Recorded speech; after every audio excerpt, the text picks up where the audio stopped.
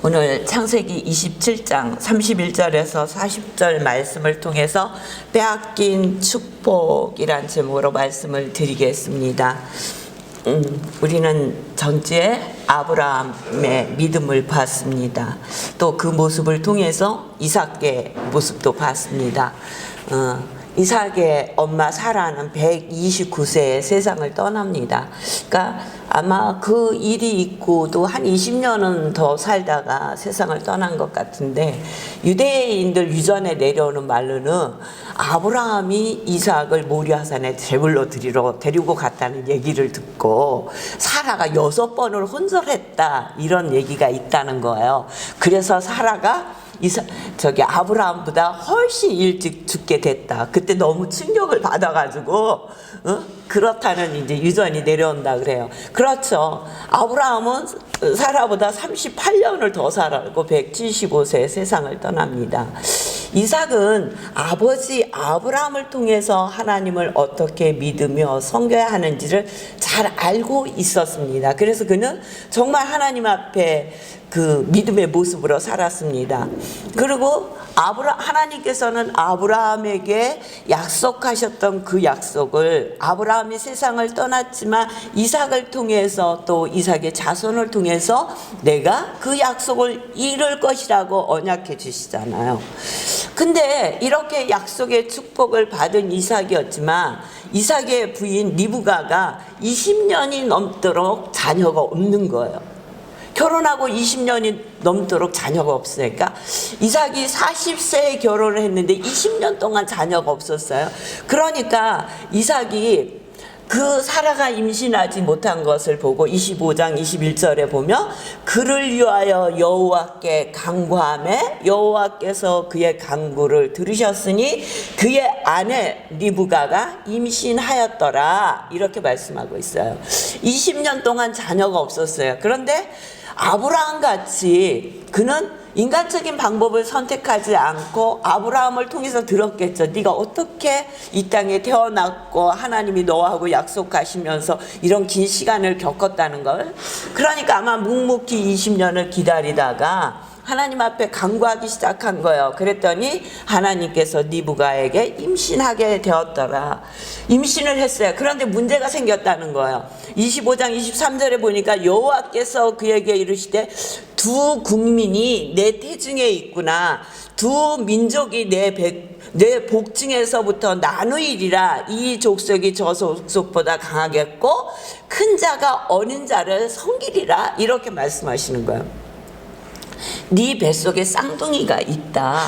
그리고 그 쌍둥이들은 한 민족 한 민족이 될 것이다. 그러니까 두 민족을 이룰 것이다. 그리고 큰 자가 어린 자를 섬길 것이다. 그러니까 하나님께서 작은 자를 선택했다고 말씀을 하시는 거예요. 근데 그 아들의 이름이 뭐냐면 에서와 야곱이에요. 에서는 먼저 낳았어요. 그리고 야곱은 에서의 발뒤꿈치를 잡고 낳았다 그래서 야곱이에요. 그래서 하나님께서, 그러니까 둘째 작은 아이를 선택했다는 건 야곱을 선택했다는 거예요. 근데 하나님께서 야곱을 통해서 약속을 이루어 나가실 것을 약속해 주셨음에도 불구하고 이삭의 마음에는 에서가 너무너무 마음에 드는 거예요. 왜냐하면 이삭은 에서가 사냥한 고기를 좋아했어요. 그리고 그를 사랑했어요. 그래서 제가 오늘 이 본문 말씀을 읽으면서 이삭이 왜 이렇게 에서를 사랑했고, 하나님께서 분명히 작은 자를 통해서 하나님의 축복이 흘러갈 것이라고 말씀하셨음에도 에서에게 온 마음을 다 이삭은 뺏겼을까 생각해 보니까 이삭은 되게 좀 남자다운 기백이 없었어요. 성경을 보면 이삭의 모습 속에서 그런 걸 볼 수 있잖아요. 누구하고 다투는 것도 싫어해요. 우물을 파서 누군가가 우물을 뺏으려면 그 우물을 그냥 주고 또 딴 곳에 우물을 파잖아요. 그렇게 지금도 우물 파기가 쉽지 않은데 그 시대에 우물 파는 거라는 것은 말할 수 없는 어려움이 있는 거예요. 그렇다고 그렇게 물이 많은 것도 아니에요. 그런데 싸우지 않아요. 에서 같으면 싸워서 절대 뺏기지 않았을 거예요. 그리고 어느 곳을 봐도 이삭이 사냥을 해왔다, 이 남자다운 모습을 보였다는 것이 없어요. 하나님께서 이삭을 축복을 하시지만 100배의 결실을 맺도록 축복하셨는데 농사진 것이 100배의 결실을 맺었다 그랬어요. 자기가 가지고 있지 않은 남자의 모습이 에서 속에 너무 많이 있는 거예요. 그러니까 이삭이 너무너무 에서를 볼 때마다 너무 멋진 거야. 더더군다나 자기의 아들이야.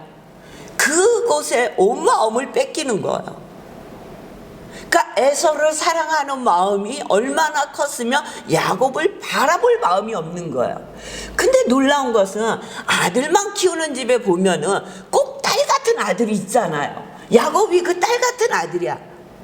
아주 조물조물하면서 옆에서 엄마하고 얘기도 하고 엄마 일도 도우면서 그랬던 야곱이야. 그러니까 이 야곱을 리브가는 더 사랑한 거예요. 사랑을 할 수 있어. 이삭이 에서를 더 사랑할 수도 있고 리브가가 야곱을 더 사랑할 수도 있지만 이들에게 하나님께서 분명하게 말씀하신 게 있는데 뭐라고요? 큰 자가 어린 자를 섬길 것이다 라고 분명히 말씀해 주셨어요.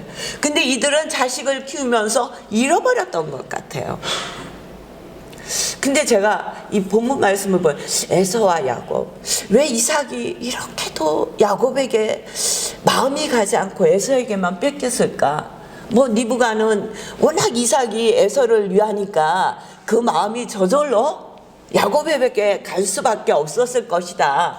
그렇게 생각을 하는데 우리도 자녀를 키워보지만 맞이하고 막내하고는 틀려요. 둘을 키워도 차이가 있더라고요. 우리 세대는 뭐 5남매, 6남매, 뭐 7남매 이러잖아요. 그러면 그렇게 많은 형제 중에 맞이는 달라. 맞이들은 달라요. 맞이한 사람이 없어지니까 몇 명이 있는데 그 맞이의 몫을 감당하지 못하는 거예요. 근데 이 맞이가 혼자 있을 때, 맞이가 있을 때는 혼자서 그 일을 감당하면서도 불평하지 않았어. 그냥 자기의 몫으로 그걸 알고 자기가 하는 일로 알고 그를 가지고 갔는데 맞이가 아닌 사람들은 맞이의 일을 하려면 이게 무겁고 버겁고 불평불만을 하기 시작하는 거예요. 그러니까 에서의 모습 속에서 이 맞이가 가져야 할 듬직한 모습이 있었던 거예요. 그러니까 이삭이 하나님의 약속의 말씀을 잃어버리고 에서를 축복하고 에서에게 모든 마음을 다할 수밖에 없는 모습이 에서 속에 있었다는 거. 그렇게 사랑을 하니까 어느 날부터 이삭이 나이가 들면서 눈이 보이지 않는 거예요. 앞이 보이지 않는 거예요. 이렇게 육신의 눈이 보이지 않는 것만을 얘기하는 것이 아니라 성경에서 눈이 보이지 않았다라고 얘기하는 것은 영적으로도 어두워졌다는 걸 얘기하는 거예요. 그러니까 육신도 약해지고 눈도 어두워지고 영적으로도 어두워지니까 에서에게 축복을 해줘야 되겠다라는 생각을 한 거예요. 그리고 에서에게 사냥에서 고기를 가져다 나를 먹게 하고 내가 너에게 마음껏 축복하게 하라. 이렇게 얘기를 하는 거예요. 그러니까 에서는 사냥을 하러 가요. 근데 이 소리를 누가 들어요? 리브가가 듣는 거예요. 그리고 리브가가 생각해, 이 축복은 야곱에게 가야 될 것이지 에서에게 가야 될 것이 아니야. 그리고 자기의 뜻대로 짐승을 잡아서 야곱을 에서처럼 꾸며가지고 아버지를 속이고 그 축복을 야곱에게 받게 하는 거예요. 난리가 나잖아요. 집안이 난리가 나는 거예요. 근데 왜 이 축복이 야곱에게 갈 수밖에 없었냐면 하나님께서 야곱을 축복하실 것이라고 야곱을 선택했다고 하시는 말씀은 야곱을 통해서 메시아가 올 것을 약속하신 거예요. 그 약속이 야곱을 통해서 이루실 것이라고 약속은 하셨지만 야곱과 에서에게 각자가 하나님께서 두 나라가 나눌 것이라고 했어요. 그 얘기는 각자에게 주실 축복이 있다는 거예요. 메시아를 통한 하나님의 나라를 이루어 나가시는 것은 야곱을 통해서 이루어 나가시지만 그렇다고 에서를 축복하지 않고 에서는 버려둘 것이냐? 아니요. 두 민족이 내 복중에서 나누일 것이라고 분명히 말씀하셨다는 거예요. 이 얘기는 야곱만큼은 아니고 하나님 나라가 그를 통해서 이루어지지는 않지만 에서에게도 약속한 축복이 있다는 거예요. 그런데 이들은 눈이 어두워지고 자식 사랑에 눈이 멀다 보니까 하나님의 뜻을 온전히 이해하지 못했어요. 그래서 리브가는 리브가의 방법대로, 이삭은 이삭의 방법대로 자기가 사랑하는 아들이 축복을 받기를 원해서 세상적인 방법을 사용하는 거예요. 응? 하나님께서 원하시는 방법이 아니라 자기들이 가지고 있던 방법대로 이들은 그들을 축복하기 시작을 합니다. 31절에 보니까 그가 별미를 만들어 아버지에게로 가지고 가서 이르되 아버지여 일어나서 아들이 사냥한 고기를 잡수시고 마음껏 내게 축복하소서, 이렇게 얘기하는 거예요. 이건 예서가 얘기하는 거예요. 우리가 본문 읽은 거는 예서에 대한 이야기예요. 그 전에는 하나님, 야곱이 리브가가 만들어준 음식을 가지고 이삭에게 축복을 받는 모습을 볼 수 있어요. 이삭에게 어떻게 축복을 하냐면 27절에 보니까 그가 가까이 가서 그에게 입맞추니 아버지가 그의 옷에 향취를 맡고 그에게 축복하여 이르되 내 아들의 향취는 여호와께서 복 주신 밭의 향취로다. 하나님은 하늘의 이슬과 땅의 기름짐이며 풍성한 곡식과 포도주를 내게 주시기를 원하노라. 만민이 너를 섬기고 열국이 내게 굴복하리니 내가 형제들의 주가 되고 내 어머니의 아들들이 내게 굴복하며 너를 저주하는 자는 저주를 받고 너를 축복하는 자는 복을 받기를 원하노라. 이렇게 축복을 해주는 거예요. 이렇게 축복 기도가 다 끝나고 야곱은 도망가 버렸어요. 어딘가 숨어 있는 거예요. 그럴 때 에서가 사냥한 고기로 음식을 만들어서 아버지에게 왔는데 아버지가 뭐라 그러냐면 내가 이미 다 축복을 줬다고 얘기하는 거예요. 그런데 이렇게 될 수밖에 없었던 것은 무엇이냐면 야곱은 언제나 자기가 장자가 아니라는 것을 아닌 거에 대해서, 형이 가지고 있는 장자의 축복에 대해서 노리고 있었어요. 그런데 어느 날 에서는 사냥을 하고 배가 고픈 상황에서 왔는데 야곱이 죽을 쓰고 있는 거예요. 우리나라 성경에는 팥죽이라 그러잖아요. 렌탈콩이라고 얘기해요. 그 콩으로 죽을 쓰고 있는데 보니까 에서가 사냥해서 배가 너무너무 고프니까 그 죽을 나에게 한 그릇 달라. 그러니까 에서가 그때, 아니 야곱이 그때 딱 얘기해요. 내가 이 죽을 줄 테니까 형의 장자권을 나에게 달라고 얘기해요. 그러니까 그가 뭐라 그래요? 에서가 이르되 내가 죽게 됐으니 이 장자의 명분이 내게 무엇이 유익하리요? 내가 지금 배고파 죽겠어. 근데 이 장자권이 무슨 그렇게 나에게 유익하려? 옛날 성경에는 경멸하였더라 그랬어요. 응? 그렇게 얘기하는 거예요. 응? 이 장자권의 축복이 나에게는 그렇게 필요 없어. 지금 한 끼 배고픈 것이 중요하지. 이 축복이 그러니까 축복에 대해서 그렇게 많은 부분에 간과하고 있었던 거예요. 응? 유익하지 않다고 생각했던 거예요. 히브리서 12장 16절에 보면 에서의 이 행동을 보고 망령등자라고 얘기를 합니다. 응? 장자권의 축복을 팥죽 한 그릇에 팔아본 에서의 행동을 망령된 행동이라고 해요. 이 행동은 에서는 이 세상에서 먹고 마시는 문제 외에는 관심이 없었다는 거예요. 하나님의 일에 대해서, 믿음에 대해서, 하나님의 뜻에 대해서 관심이 없었어요. 오직 세상에 돌아가는 일, 먹고 마시는 일, 세상에 즐기는 일에 온 마음을 다 뺏겨서 그것보다 중요한 게 없었던 거예요.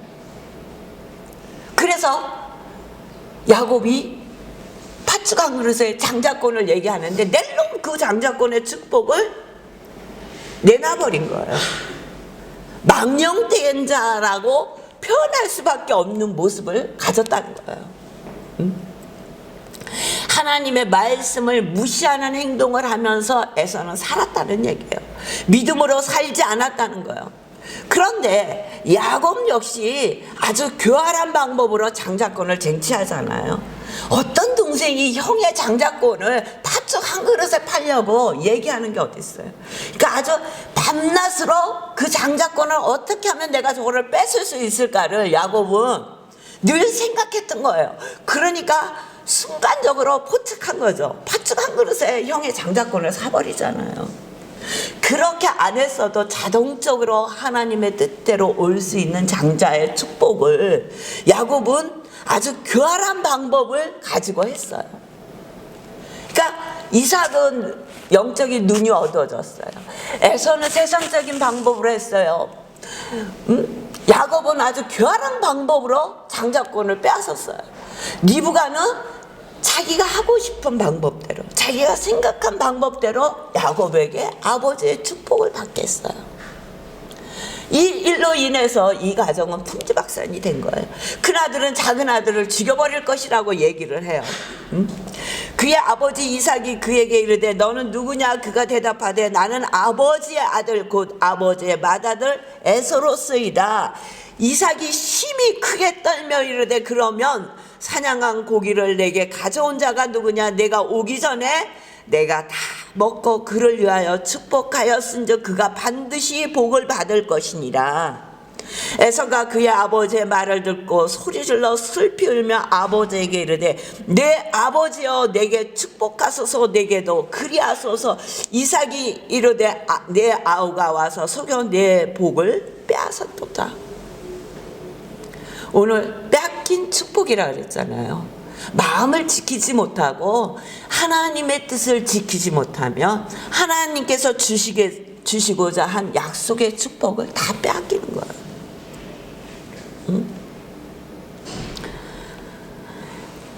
에서가 아버지 앞에 소리 지르며 웁니다. 이삭이 이르되 내 아우가 와서 속여 내 복을 빼앗았도다. 에서가 이르되 그의 이름을 야곱이라 함이 합당하지 아니하리까. 그가 나를 속임이 이것이 두 번째이니다. 전에는 나의 장자의 명분을 빼앗고 이제는 내 복을 빼앗았나이다. 장자의 명분을 달라고는 했지만 빼앗은 건 아니잖아요. 자기가 팥죽 한 그릇에 팔아먹은 것이지. 그랬는데 빼앗겼다고 생각하는 거예요. 또 이들의 아버지께서 나를 위하여 빌 복을 남기지 아니하셨나이까. 아버지 야곱에게 축복한 것만 그것만 아닙니다. 그것이 다는 아니지 않습니까? 나에게 축복할 것도 남겨두시지 않았습니까? 나에게도 축복을 해주십시오. 그렇게 얘기하는 거예요. 그러니까 이삭이 에서에게 대답하여 이르되 내가 그를 너의 주로 세우고 그의 모든 형제를 내가 그에게 종으로 주었으며 곡식과 포도주를 그에게 주었으니 내 아들아 내가 내게 무엇을 할 수 있으랴. 내가 그에게 모든 것을 다 축복했다고 이야기하는 거예요. 우리 옛날 말에 이런 말이 있잖아요. 뭐로 가도 설만 가면 돼. 어떻게 가든지 목적지만 달성하면 된다는 거예요. 방법이 어떻게 됐든 목적지만 가면 성공이라는 목적지를 향해서 어떤 내가 가지고 있는 목적지를 향해서 어떤 방법으로 가든지 설만 가면 돼. 한참 우리는 그렇게 살았어요. 그 말이 아무렇지도 않은 줄 알았어요. 근데 오늘 저는 이 말씀을 보면서 뭐로 가도 설만 가면 되는 게 아니라 하나님의 말씀대로 가는 게 중요하다는 거예요. 야곱에게 분명히 하나님의 약속의 말씀이 있었고 그를 선택하신 건 하나님이시여요. 이렇게 하지 않고 하나님의 방법대로 갔으며